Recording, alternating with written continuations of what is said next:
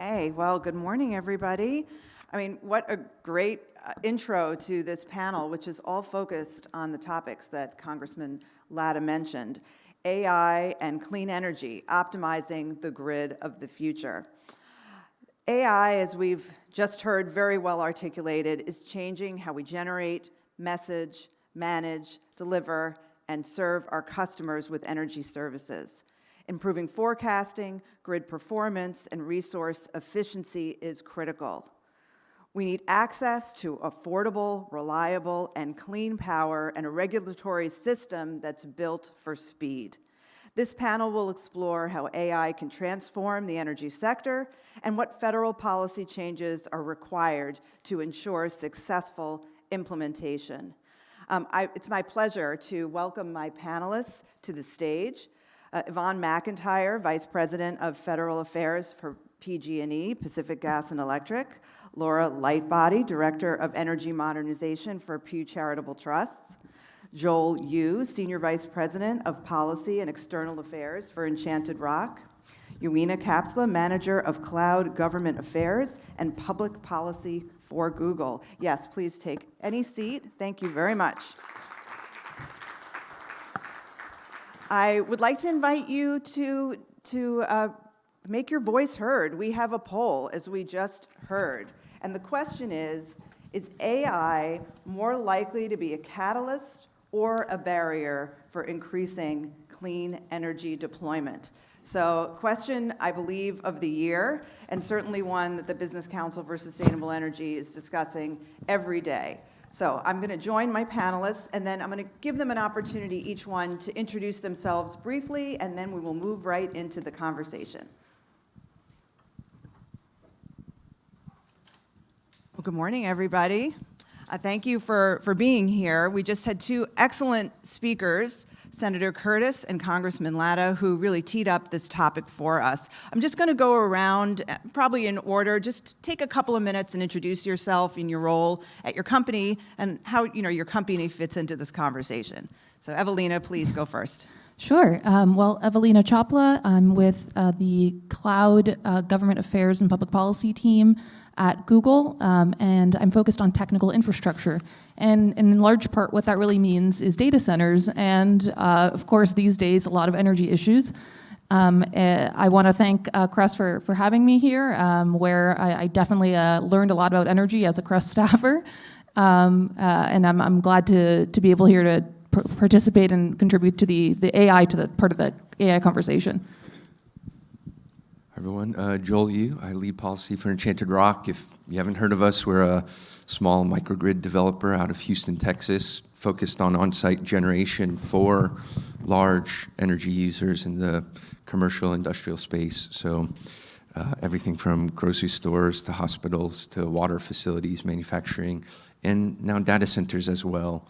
We're doing a project up in San Jose with Microsoft for on-site power and some demand response for the utility, and spending a lot of time thinking about how we unlock opportunities for data centers and AI to drive affordability and reliability for the systems around the country. Hi, Laura Lightbody. I direct Pew's Energy Modernization project. Pew is a global, nonpartisan, nonprofit organization that centers data and policy to solve some of today's largest challenges. So we work on a myriad of issues, clean energy being central to my work and today's conversation, obviously. Our initiative is focused on kind of three main pillars, which are identified by the Department of Energy as three of the four main pathways and tools to meet electricity demand driven by data centers. So the first being large-scale clean energy. How do we provide the regulatory and policy environments to scale utility scale clean energy like offshore wind, advanced geothermal, some of the clean firm technologies I know we're going to hear a lot more about today. The second pillar being grid enhancement. So how do we use technologies that exist today to really get more out of our grid system, bring on some of those projects that are sitting on the pipeline, roughly 2,600 gigawatts, kind of waiting in that interconnection interconnection with, projects that are readily available. And then the third stool being demand side flexibility. So really thinking about how do we scale the amount of distributed energy resources across the United States. Right now, we're looking at roughly 3 to 4% of our electricity is generated from distributed. Think solar, think batteries, think virtual power plants and microgrids. So we have an initiative, a bipartisan initiative that's focused on putting together sort of an ambitious pathway for how you do that. I'll talk more a little bit about that later. Good morning, everyone. Yvonne McIntyre, Vice President of Federal Affairs for PG&E. If you don't know, PG&E is the electric and gas utility serving Central to Northern California. We have about 16 million customers in our service territory. Our service territory covers 70,000 square miles. We service Silicon Valley. We're kind of the seat of tech industry.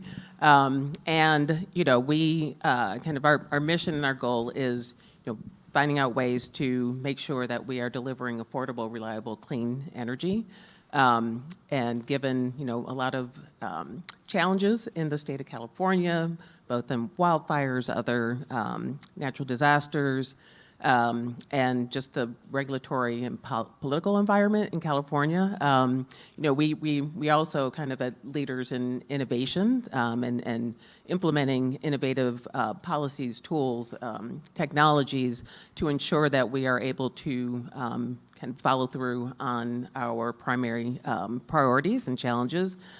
We work a lot with, we work with Enchanted Rock. We're doing a lot of the issues that and technologies that you mentioned. And so, it's been an interesting times, and we look forward to, continuing to push the bar and making sure that we're all successful. Right, no, I think that's key. Success in the moment, in the short term, midterm, and long term. And I think Congressman Latta also said, we don't have time to waste. We are in a competitive race here, and we need to maintain our first place position. So as this conversation has been discussed heavily over the past couple of years in policymaking circles, we thought this poll would be really interesting. So I hope some of you have taken the opportunity to make your voices heard, and I may come back to it at the very end, but I'd like to see what the preliminary results are. Michael, do you mind sharing with us what we've heard from our audience?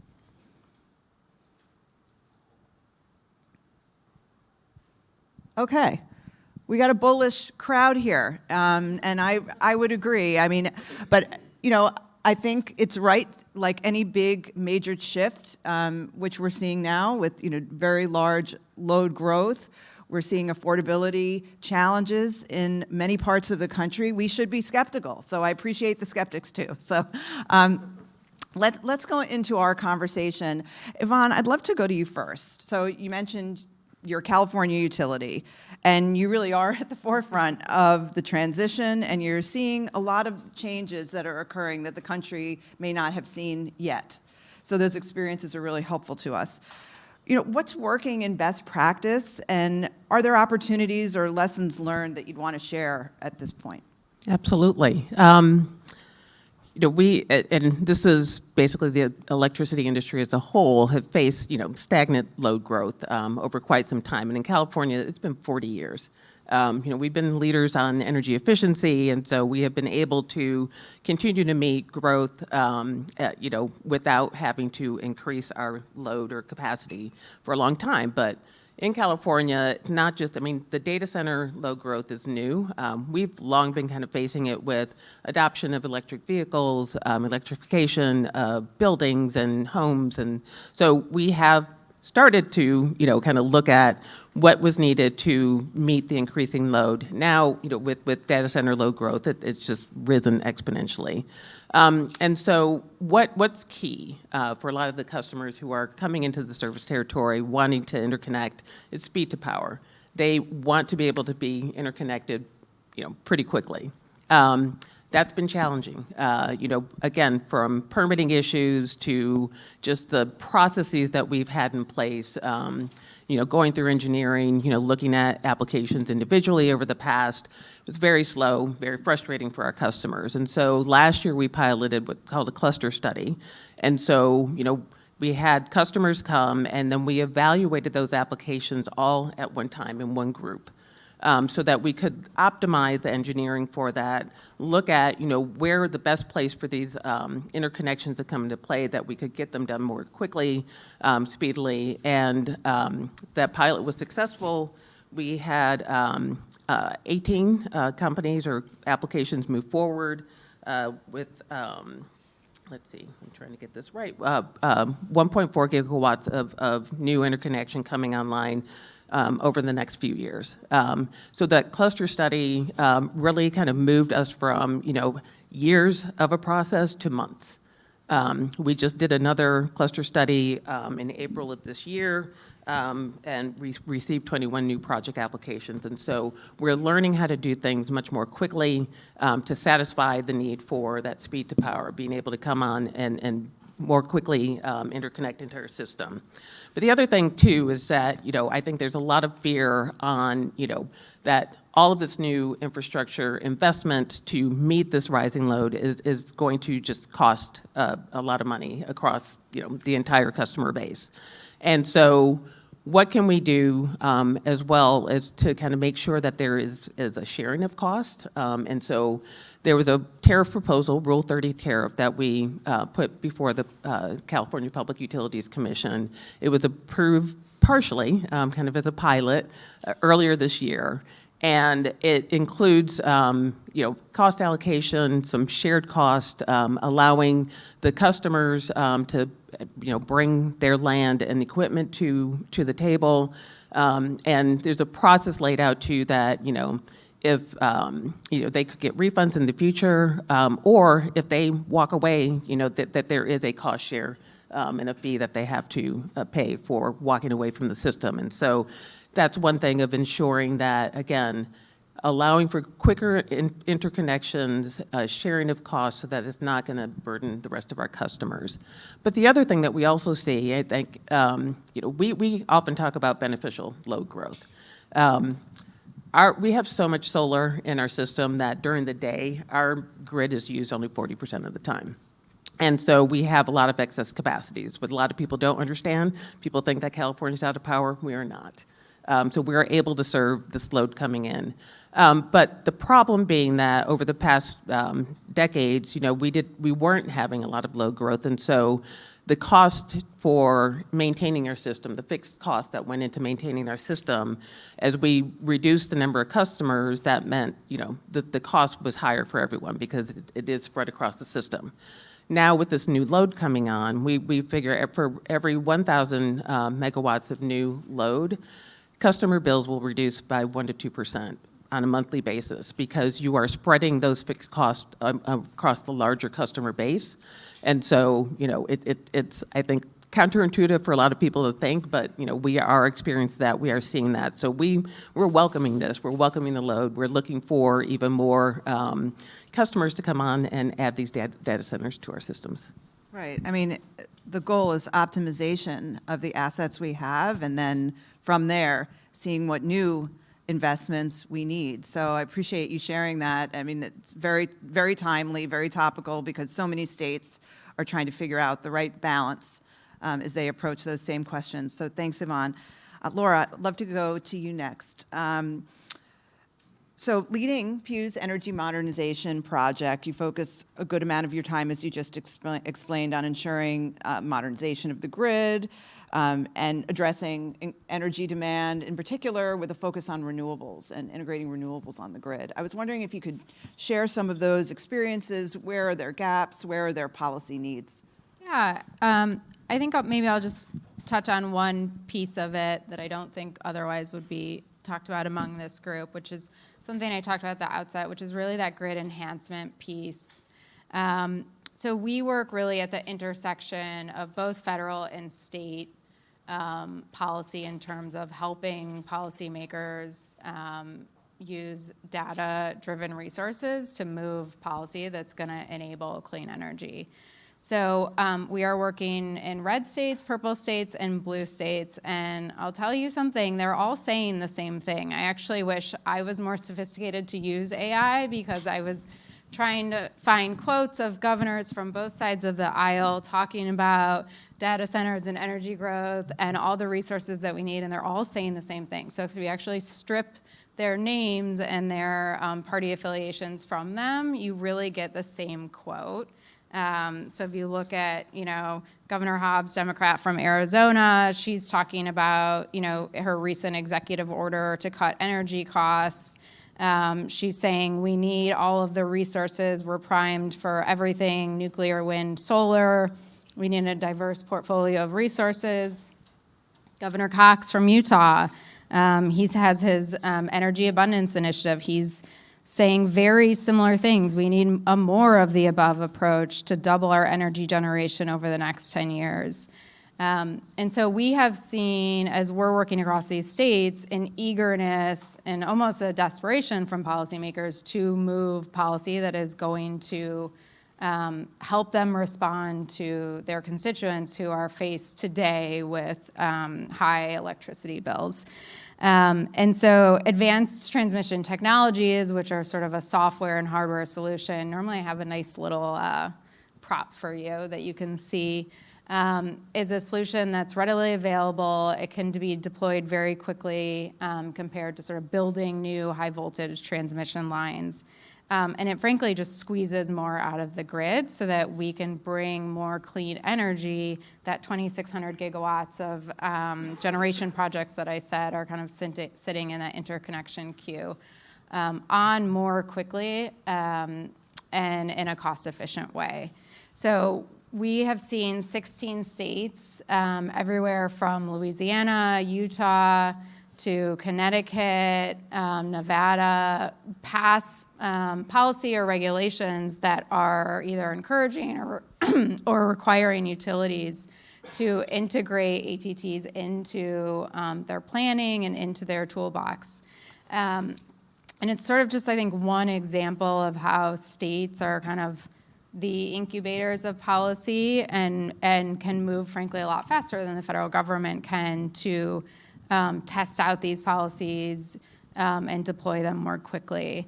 And I'm going to hold back on talking about distributed energy because I feel like my buddy here is going to talk about it. Great. Thanks, Laura. 16 states. Yeah, hopefully we'll have a little time to maybe get in a little bit deeper on that. But Joel, yeah, let's move to you. Enchanted Rock is seeking to power data centers around the country and is working to deliver custom-fit energy solutions to hyperscalers. How and why do you see the market for flexible power solutions growing? Yeah, I think there are several tailwinds for flexibility, and that flexibility can come from power generation or batteries or various strategies, wire strategies as well. But, depending on the location, I think it is very much a case-by-case determination where in a jurisdiction like PG&E, affordability is a hot topic, and kudos to your team for thinking very proactively as a utility in order to utilize existing infrastructure better. These large loads need to come in and provide flexibility to the grid. They're not always able to curtail. They're not all crypto miners that are just flexing on and off, or certain types of industrial loads can do that. A lot of these loads are going to have to cite behind-the-meter resources, distributed resources, to provide that critical 500 hours a year, 1,000 hours a year, to both supplement or complement the renewable portfolio that the system's building out, but also to mitigate the transmission overload issues that come with interconnecting large load. So that's a big tailwind.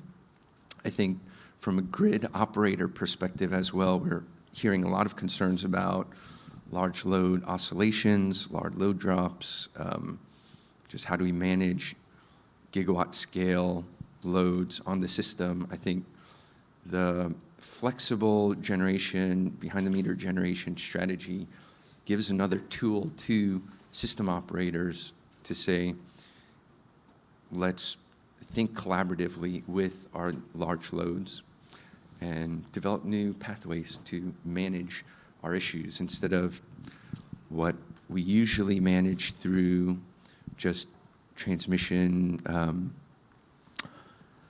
overbuild or like N-1 type contingency design to system. If I lose a large generator, I'm gonna switch over to this other line and manage just that way. I think now we give additional tools to system operators to use load flexibility to manage those types of contingencies.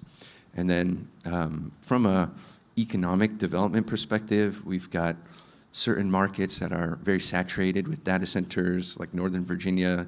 It's becoming very challenging.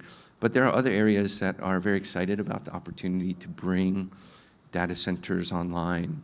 And for those types of places, the speed to power question and the affordability of the power solutions is very important. So if they can bring some new tools onto their menu and attract some data center load, we've been having some very interesting discussions on that front as well. So all in all, I think the demand is there. There's a lot of work to be done still on opening up the regulatory pathways, working with utilities and state regulators to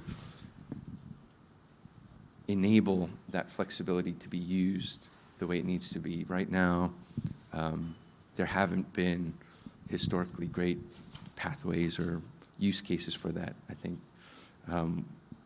we're seeing several jurisdictions kind of charting the way on that, whether it's at the ISO RTO level, PJM and SPP thinking through their conditional high impact load program or non-capacity backed load programs, or at the state level with Senate Bill 6 down in Texas, contemplating flexibility. It's fast emerging, and there's a lot of opportunity. Right, a lot of opportunity and a lot of need from, input from providers and utilities and other stakeholders to come together and intervene in these processes, because there's many of them and they're moving really fast. So, Ewelina, we'd love to go to you next. Obviously representing Google. Almost every day it seems like I'm reading another exciting partnership or announcement coming from Google, which is really commendable. Also, the capabilities and investments that you're providing in the AI space and the benefits for the United States as we are in this race, as we've discussed, are really remarkable. What insights can you share about either the policy or market conditions that will kind of help propel the U.S. as we're in this period of time? And then also, we're going to get into a little more of a conversation, but obviously you heard from your partners hoping to see you succeed. So you can feel free to comment too on anything you might have heard. Yeah. Sure. Generally, I'm very pleased with the very positive attitude here. I think we very much also view this AI opportunity as something that can bolster the grid, can improve reliability in the U.S., and also just contribute generally to economic growth. It's not lost on Google or Microsoft or the other folks out in the world in the AI space that there is potentially trillions of gains to GDP to be had. And on the flip side, of course, you're seeing that need for power that has been discussed this morning and then that Congressman Lotto raised. And I think it really points to the trend that I don't think is lost on the folks in this room, right? We've consistently seen economic growth paired with energy demand throughout U.S. history. And, but for the energy efficiency gains in the past couple of decades, that trend is something that's sort of historically held. And we're seeing that sort of reemerge here with this AI opportunity. And it is really an international issue. There is so much to be said about developing all of the potential for AI here at home, but also there's so much to be said about what it means as far as our role as a leader in the global race. I don't think I don't think the issues with respect to China and Russia are lost on anyone these days. And it's definitely not lost on this administration. They actually recently issued an EO focusing on exporting the AI stack, the American AI stack abroad, and making sure that we continue to dominate in this space. And I think from a very sort of baseline perspective, right, the reason that we've had such technological success in the US and have such a leading sort of a blessing with Silicon Valley is sort of a combination of the regulatory structures, financing that we've had historically available in the US, and a series of other factors that many folks have written many books about. But I think the general sort of formula, right, is, and particularly with respect to large infrastructure investments, is that if you have economic and political stability, you have readily available, reliable, and cheap electricity, right, you're going to see that kind of industrial commercial investment happen. And that's really what's underpinning quite a lot of this AI infrastructure in the US and infrastructure decisions broadly. There's so much to be said about the role of power in this pursuit of global dominance. And I mean that as far as like power at home, because there's a few different elements at play. Of course, there's the need to build AI infrastructure, and by that I mean data centers. And they're obviously large loads. They're consuming a lot more power than the loads we've seen coming online in the past decade. But in the same time, they're also spurring the need for manufacturing, supply chains, and so additional facilities that are also large loads that will be coming online in the US. Again, another priority of this administration and something that Google has taken pretty seriously. Since 2017, we've shifted our supply chain to the US. We now have 6 contract manufacturing facilities in the US producing parts for our technical infrastructure. We'll have 9 by 2027. That all creates new opportunities here for folks in the US, but also creates additional power constraints. That also is paired with the need for workforce for these facilities, but also workforce to build the grid that we need. There's so much to be said about the need for improvements in transmission. That's not lost in this permitting reform conversation we're having in DC right now. There are a lot of opportunities there, and I think a few things that we can embrace in the short term. Grid enhancing technologies can help us alleviate some of the constraint that we're seeing now without building new lines by reconductoring existing lines and improving efficiencies, but also implementing AI as a tool to solve some of these energy problems, right? So we're seeing PJM working with Tapestry, which is an Alphabet company coming out of X, and they have essentially created an AI product that helps solve interconnection issues, right? So it identifies how you can most quickly interconnect loads within the PJM system. And so, there's also this additional opportunity that I think is sometimes missed in these conversations with respect to what actually we can offer the energy system with AI itself. And all of this is, of course, within this broader context of the grid's consumers, right? So we have residential consumers who are facing, to everyone's point here, to some extent an affordability crunch, particularly in certain regions of the country. And again, that's sort of not lost on us at Google. We have a few different commitments to make sure that we enter markets responsibly. And so one of those is this general concept of additionality. Whenever we enter a new market, we commit to bringing new load along with us. And that means partnering often with advanced technology companies, trying to bring innovative tech online that would otherwise perhaps suffer in the process of business development and effort to get online. We're also committed to a capacity commitment framework where, I think we recognize a lot of these issues that have been highlighted by folks here on the panel with respect to, the risk associated with bringing a large load online. Is there staying power? Are we going to be building infrastructure for large loads that could disappear within a few years, and so leaving residential consumers and other folks on that network with those costs to bear, right? With the capacity commitment framework, which I think we've had success deploying in 7 utilities across 7 different states, we're able to mitigate that risk by coming to the table with that understanding and saying, we appreciate that you would like to have, collateral up front. You'd like to have minimum charges associated with the load that the data center is bringing along with it. There's something to be said about entering into long-term commitments so that you're eliminating that level of risk that the utility is perceiving. And I think all of those factors in conjunction with many others that are sort of dealing with the intangible part of the business, right? AI is also implicating privacy, copyright, cybersecurity. And so there's so many other issues that really come into play on the federal and state level to make AI dominance possible.